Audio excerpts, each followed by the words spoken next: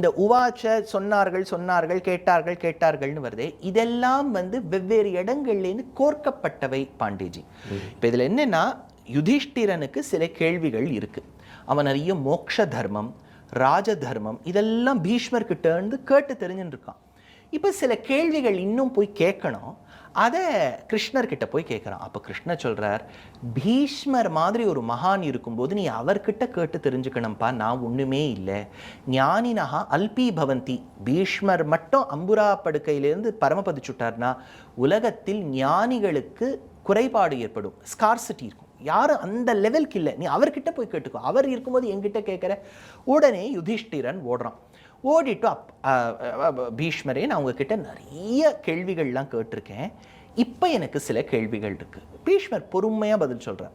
அவர் கஷ்டத்தில் இருந்தாலும் அவர் கேட்குறார், என்னப்பா உனக்கு என்ன கஷ்டம்? அப்போ அவர் சொல்கிறார், எனக்கு 6 கேள்விகள் இருக்கு. கிமேகம் தெய்வதம் லோகே கிம்வா ஏகம் பராயணம் ஸ்துவந்தः கம் கமர்ச்சந்தः பிராப்னயுர் மானவாः சுபம் கோ தர்ம சர்வதர்மாணாம் பவதः பரமோமதः கிம் ஜபன் முச்சதே ஜந்துர் ஜன்ம சம்சார பந்தனாத். எவனை ஆசிரியிக்க வேண்டும், எவனை நாம் பற்றாசாக கொண்டு அவன் வழியாகவே அவனை அடைய வேண்டும்.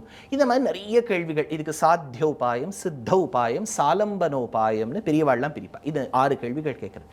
இந்த 6 கேள்விகள் கேட்கறதும் அதுக்கு பீஷ்மர் பதில் சொல்கிறார், ஜெகத் பிரபும் தேவதேவம்ங்கிறதும் பின்னாடி அந்த 1000 நாமாக்கள் மட்டும்தான் மகாபாரதத்தில் இருக்கு. இந்த பார்வதி உவாச்ச, ஈஸ்வர உவாச்ச, வைஷம்பாயன உவாச்ச, பிரம்மோவாச்ச இதெல்லாம் அங்கே இல்லை.